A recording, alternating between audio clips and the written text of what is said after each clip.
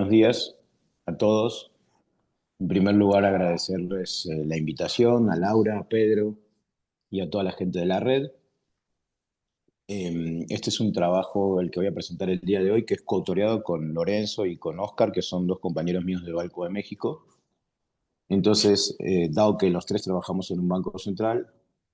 lo que debo hacer en este momento es decirles que el tradicional disclaimer aplica, de manera que nada de lo que diga hoy representa la opinión del Banco Central ni de los miembros de su Junta de Gobierno. Entonces, la presentación de hoy va a implicar la primera vez para mí en muchos sentidos. El primer sentido es que esta es la primera vez que definitivamente empiezo escribiendo un paper corto. Normalmente lo que me ocurre es que termino escribiendo papers cortos cuando la idea original para un artículo no termina generando los resultados que uno quiere. Pero en esta ocasión fue distinto y la idea desde un principio era escribir un paper corto. Otro sentido en el que esta va a ser mi primera vez es que este es un artículo en que su contribución no se basa necesariamente en hacerme una pregunta distinta a una que ya haya hecho la literatura, y tampoco la contribución va a ser encontrar una respuesta súper original a una pregunta que ya se haya hecho la literatura. Más bien, la principal contribución, y esta es una de las cosas con las que me gustaría que se quedaran el día de hoy, va a ser poder responder a una pregunta que ya nos hemos hecho los economistas, encontrar una respuesta ciertamente original, pero no significativamente original, pero sobre todo la contribución va a ser poder responder a esa pregunta de una mejor manera.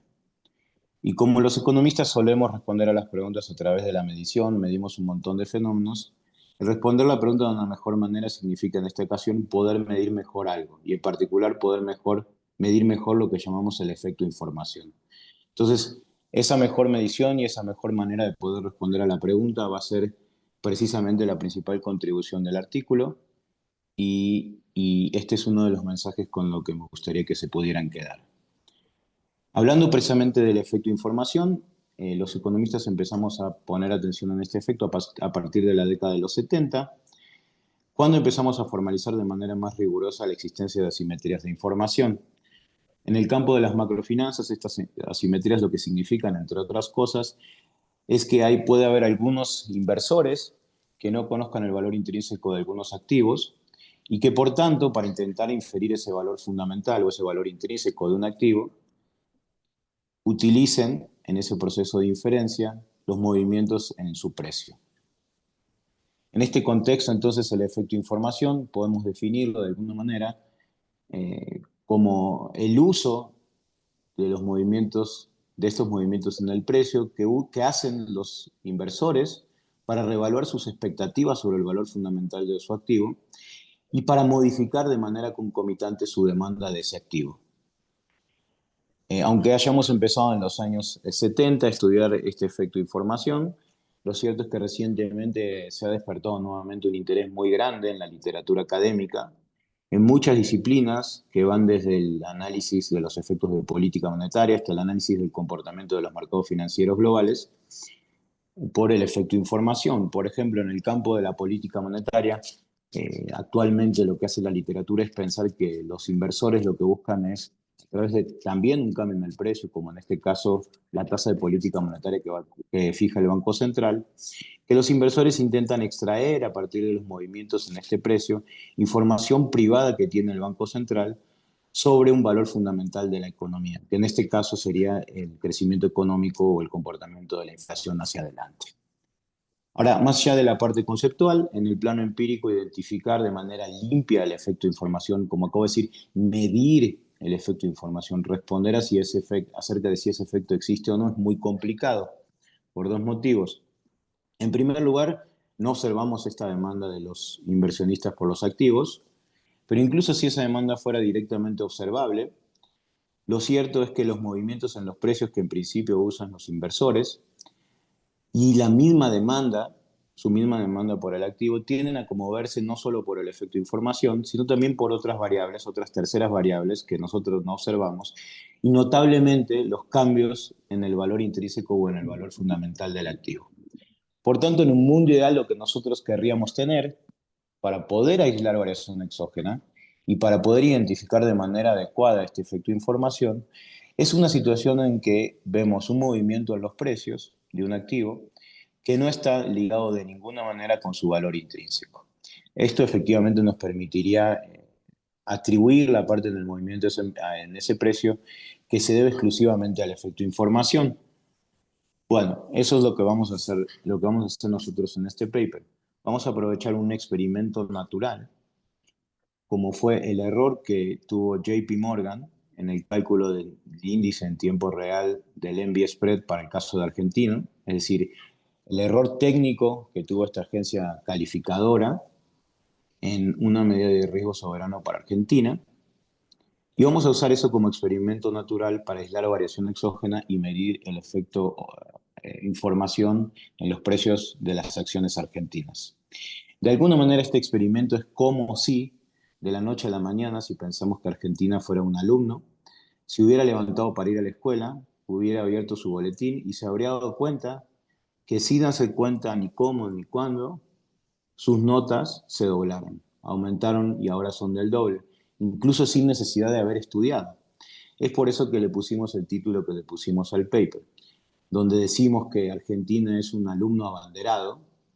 muy probablemente por mérito, pero también de alguna manera por error.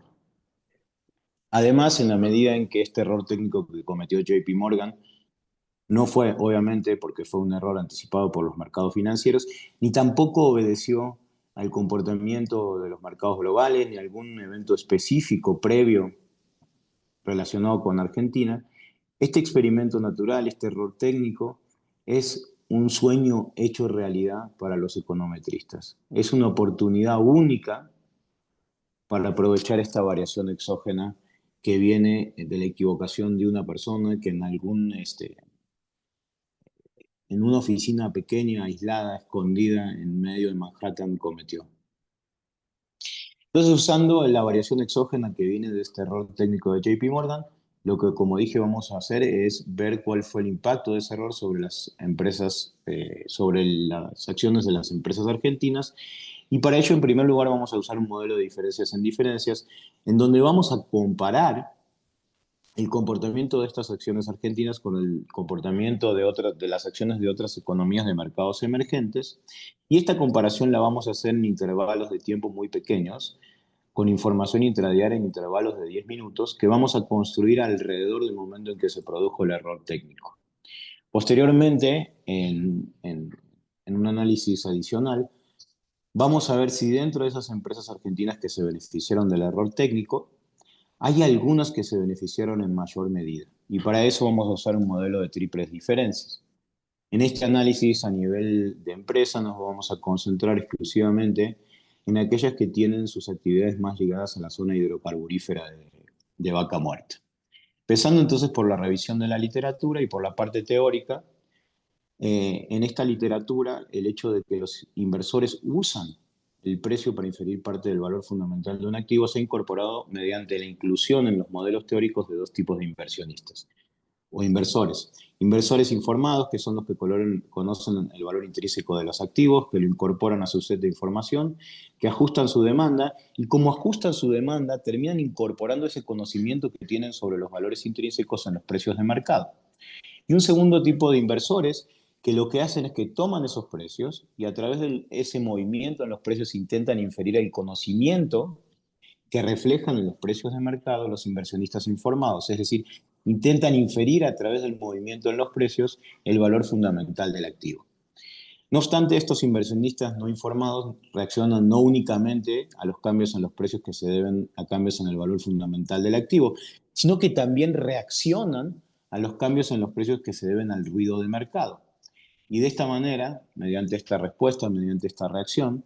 lo que hacen es amplificar las diferencias que en un principio había entre el precio y el valor fundamental del activo. Es decir, el accionar de estos inversionistas no informados termina generando más volatilidad financiera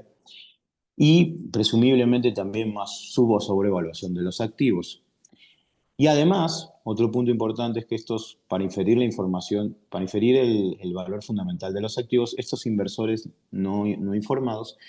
también usan no solo el precio del activo en cuestión, sino el precio o los movimientos en los precios de otros activos correlacionados. Y esto hace a su vez que no solo tengamos volatilidad excesiva en los mercados por su accionar, sino que también tengamos una correlación muy fuerte entre muchos activos, incluso una correlación que va más allá de la relación entre sus valores fundamentales. Esto es lo que en la literatura se ha denominado como movimiento excesivo entre los precios de los activos. ¿Qué pasa con la literatura teórica? Bueno, como dije, es muy complicado medir el efecto de información por las razones que ya mencioné. Por eso, en general, la mayoría de estudios empíricos no han provisto evidencia empírica directa, como vamos a hacer nosotros del efecto de información, sino que lo que han hecho es concentrarte precisamente en estas dos características que acabo de mencionar en la literatura teórica. En primer lugar, han mostrado que los precios de las acciones se desvían de sus valores fundamentales, es decir, que hay volatilidad en los mercados excesiva. Y una segunda rama se ha concentrado en mostrar el segundo rasgo que acabo de mencionar de la literatura teórica, que es que existe no solo volatilidad, sino también un comovimiento excesivo entre los movimientos de los precios de los activos. Además de toda esta literatura teórica y empírica que habla de los valores fundamentales y de las desviaciones de los precios de esos valores, nuestro paper, perdón, se relaciona con una serie de estudios que hablan de cómo el riesgo país afecta al sector privado en las economías emergentes. En cuanto al marco institucional, aquí lo que doy es que les doy un poco de background, aunque muchos de ustedes, por tratarse de vivir donde viven o de conocer la economía argentina como la conocen, ya conocen mucho de esto, pero el principal mensaje de lo que les voy a contar es que la relación entre estos dos activos, como es el envy spread, el riesgo soberano, medido a través del comportamiento de este precio de mercado, y el precio de las acciones argentinas, los precios de estos dos activos han empezado a moverse cada vez de manera más fuerte desde que Milei asumiera su presidencia. Y esto es porque en primer momento, cuando se conoció el resultado de las elecciones y posteriormente cuando se propuso el primer programa económico, los mercados recibieron bien estas noticias y esto tendió a generar una caída en el índice del ENVI y al mismo tiempo un aumento en las acciones argentinas. Y posteriormente este comovimiento entre dos tipos de variables empezó a generar un comovimiento de un plazo un poco mayor a medida que gradualmente fue bajando la inflación y se dieron los primeros síntomas de reactivación económica. Pero dentro de estas empresas privadas que terminaron beneficiándose de las mejores perspectivas para el entorno macro, exclusivamente las que están más ligadas a vaca muerta pueden no solo beneficiarse de esta mejor perspectiva macro, sino que a su vez ellas pueden generar un beneficio para el soberano. Esto es algo que también conocen ustedes. Básicamente aquí la idea es que si a las empresas de vaca muerta les va bien, esto aumenta las exportaciones, por ejemplo, en el sector energético, genera divisas y el aumento de la entrada de dólares al país permite resolver muchos problemas como los relacionados a la deuda externa y a la unificación del mercado cambiario. Entonces lo que vemos aquí es una dinámica de retroalimentación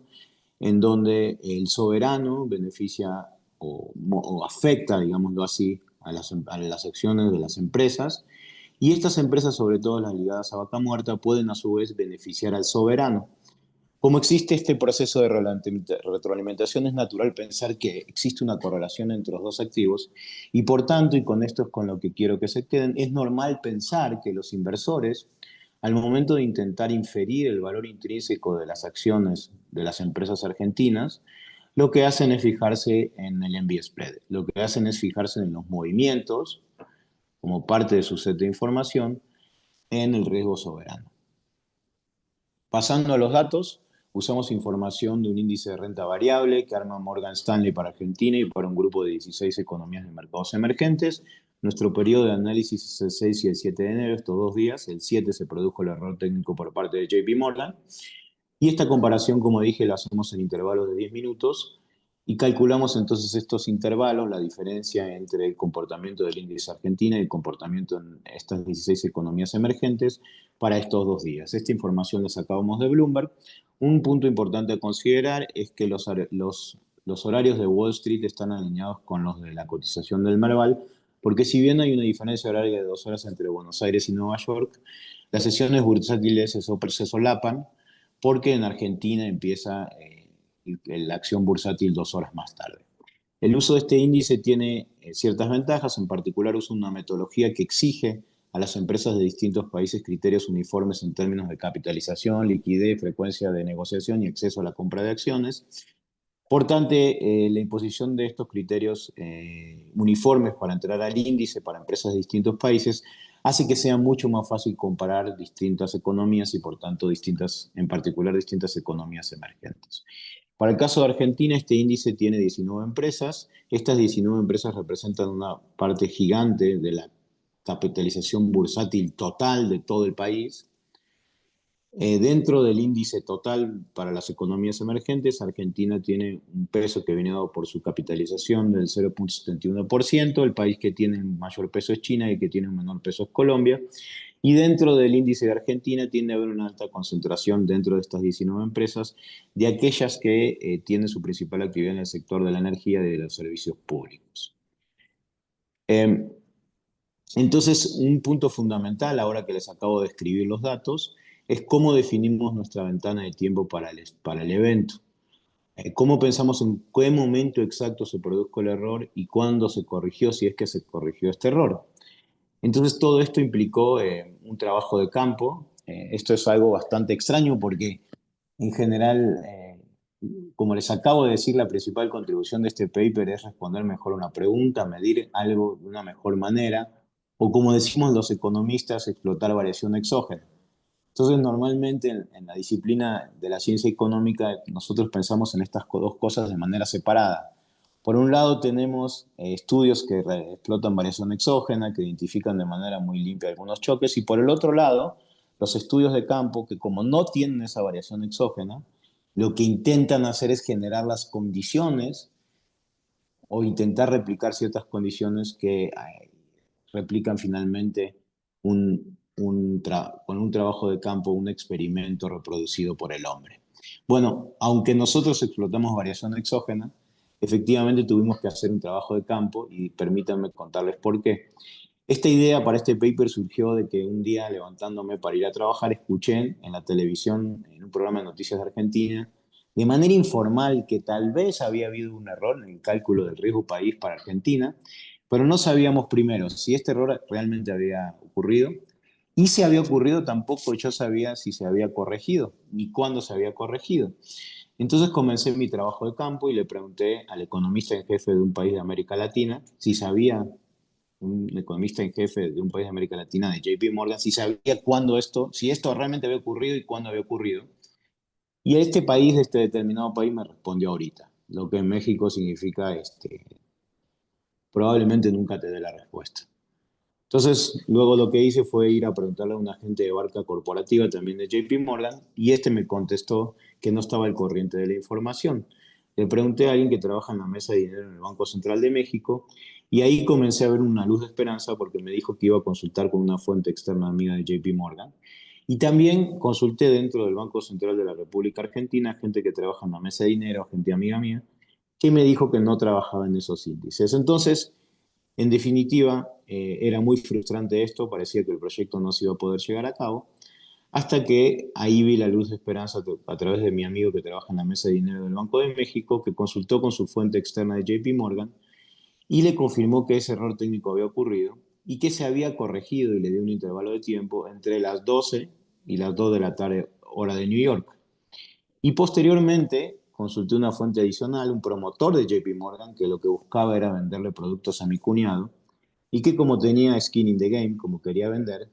me confirmó que efectivamente ese error técnico había ocurrido y me dio el mismo rango de tiempo. Me dio un rango de tiempo de 2 horas en el que el error técnico se había ocurrido. Entonces ya sabía, como tal que periodista, había verificado esta información con dos fuentes y ya estaba seguro entonces de que el error había ocurrido y que se había corregido en una ventana de tiempo de 2 horas. Teniendo en cuenta esto, usamos dos fuentes de informaciones adicionales para definir el momento, la ventana de tiempo del evento. La primera fue Bloomberg News y buscamos el primer artículo en Bloomberg News, la primera noticia en donde se había reportado que se había producido una baja en el envie spread de Argentina y el primer Cinco artículo minutos, Martín. donde se había comunicado que que esta baja había sido un error. Y entonces encontramos que esos primeros artículos habían sido las 9:20 de la mañana y a las 1:20 de la tarde. La segunda fuente adicional, fuimos a las búsquedas de Google Trends y vimos que efectivamente las búsquedas de Google Trends habían comenzado a subir a las 9:30, mucho comparado con el día anterior, y entonces definimos nuestro intervalo de tiempo de las 9:30 a las 1:20, pero además vimos que el pico de las búsquedas se había dado a las 11 de la mañana. Esto va a ser importante porque lo voy a usar después. Además, la mayor parte de estas búsquedas se habían dado en Argentina, lo que confirmaba que las búsquedas hacían referencia a este evento. Para estimar el efecto del error técnico sobre las empresas argentinas, usamos este modelo de diferencias en diferencias, en donde ponemos un efecto fijo de país, efecto fijo de tiempo, y una variable DAMI que toma valor 1 para Argentina, multiplicada por una variable que toma valor 1 para nuestra ventana de tiempo, para el momento, el periodo en que se produjo el error técnico. Entonces nos interesa el coeficiente beta, que es el que mide el impacto del error técnico sobre las acciones argentinas. Para ver si efectivamente este efecto que estimamos es causal, usamos una prueba de pretendencias, en donde lo que hacemos es ver cómo se comportaban las diferencias entre los índices de Argentina y el resto de economías en el periodo previo, en ventana de 10 minutos en el periodo previo que tuviera lugar el error técnico. Y posteriormente, para focalizarnos en las empresas de vaca muerta, usamos un modelo de triples diferencias, en donde usamos solamente el conjunto de empresas, de las 10 empresas más grandes para las cuales tenemos la información disponible. Pasando a los resultados del modelo de diferencias en diferencias, aquí encontramos que el coeficiente beta es estadísticamente significativo y positivo, es decir, en promedio, a lo largo de la ventana de tiempo del evento, se observa que el error técnico generó un incremento de las acciones argentinas, de manera que el índice de Argentina, el índice agregado de Argentina, creció un 1,18% más que el índice del resto de las economías emergentes. En la prueba de pretendencia, ¿qué es lo que vemos? Es que en el periodo previo, aquí es cuando se produce el error, no habían diferencias significativas entre el comportamiento del índice de Argentina y el resto de economías, por lo cual concluimos que antes de que se produjera el error, primero, el error no fue anticipado normalmente porque fue un error, pero este error no obedeció a ningún comportamiento previo de Argentina ni de los mercados globales, por lo cual podemos decir que nuestro efecto es causal. No obstante, inmediatamente después del error, las acciones argentinas empiezan a subir, pero luego caen y empiezan a recuperarse y a tener un impacto sostenido y significativo recién a las 11 de la mañana, que es el mismo momento cuando les acabo de decir que las búsquedas de Google